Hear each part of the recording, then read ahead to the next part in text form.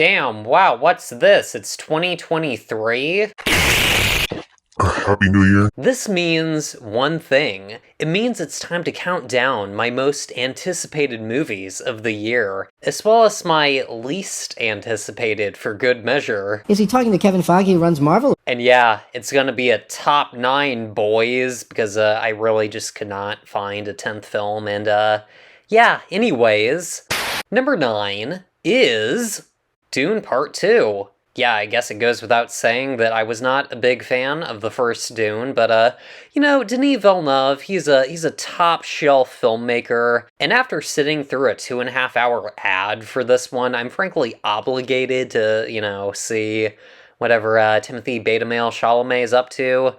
Number 8 is Killers of the Flower Moon by Martin Scorsese. Because it's fun to go to an amusement park. And yeah, it's fresh Scorsese. I will be watching it, and you know what? Hot take, I'm not even disappointed that it's on Apple TV+.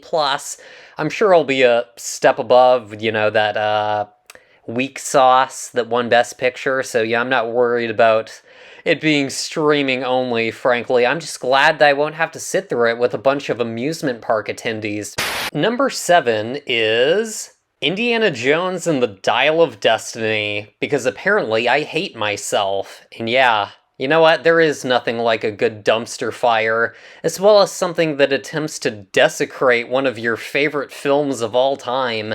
Number 6 is Daddy Nolan's Oppenheimer, which is, you know, if his last film was Dunkirk, this might be higher up on the list, but his last film was Tenet, Give Me Rent. Can I do anything for you? I'm just browsing. You got anything better? Because it has a goofy name, has been, like, memed and shit on. I'm just glad to see that most of the film is apparently in color, because I was admittedly getting Mank vibes from some of the early images. And, yeah, you know, also, Sun Hat Nolan is, certainly a look.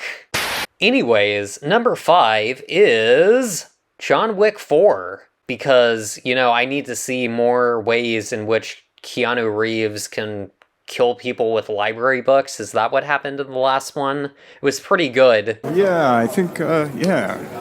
Number 4 is Mission Impossible Dead Reckoning Part 1, which is kind of a trash title, admittedly, but either way, the last 3 Mission Impossible movies have all been absolute bangers, so obviously looking forward to this one as well. Number 3 is Poor Things by Yorgos Lanthimos. Is that a great title? I don't know. That's probably a bad title as well. Anyways, the favorite was my favorite movie of 2018, so yeah, of course this makes the list. Anyways, number 2. I was almost tempted to put this at number 1, but I just couldn't do it in good conscience. It's Papa Stuckmann's Shelby Oaks. Fuck with you. And as far as I'm concerned, this is a win-win type of film. If it's a pleasant surprise, then you get a good film. Obviously, that's the ideal scenario, but if it's a disaster, then you get endless memes, and that's also a bit of an ideal scenario, frankly. And yeah, I cannot wait for the marketing for this film to roll out, because I'm just gonna milk this film for everything it's worth. Can't wait. Can't wait to see it. Anyways, Shelby Oaks cannot be number 1, because number 1 is The Killer by The Finch. And yeah, he is following up Mank, which is not only the worst film of his career, but unequivocally one of the most boring and lifeless movies I've ever seen. This is getting back to basics, though, as far as I'm concerned. And by that, I mean it's him making yet another serial killer movie, but, you know, frankly, I have no problem with it. Michael Fassbender as an actor does not miss. He's basically great in everything. And yeah, the cherry on top, the boys are back in town. Oh, fuck yeah! Anyways, it wouldn't be a most anticipated movies list without a least anticipated movies segment, so, in no particular order, the Super Mario Bros. Movie. Fucking bullshit. Garbage of the Galaxy Volume 3. Ant-Man and the Wasp: Quantumania.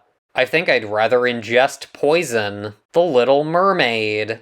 Yeah, I'd also rather ingest poison. Aquaman in the Last Kingdom. Yeah, you know, if someone gave me like $50, maybe I would consider sitting through this, but that first Aquaman is one of the most ugly movies I've ever seen. Speaking of ugliness, Amber, I Like to Defecate in Johnny Depp's Bed Heard is still in this somehow, in case I needed another reason to not watch it. The Flash, speaking of weirdos who I absolutely never want to see in movies. Did you want to fight? Is that the deal? Please call me they, them, theirs. You can use the term mix. What? Shazam! Fury of the Gods. Can't say I approve of this. The Hunger Games.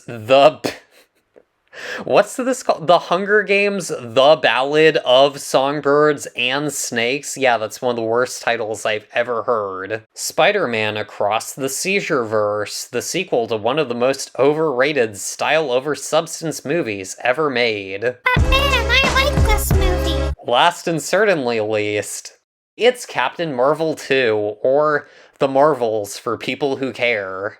Anyways, leave your thoughts on whatever you're anticipating or not anticipating, and yeah, I think that'll do it. Thanks for watching. Bye.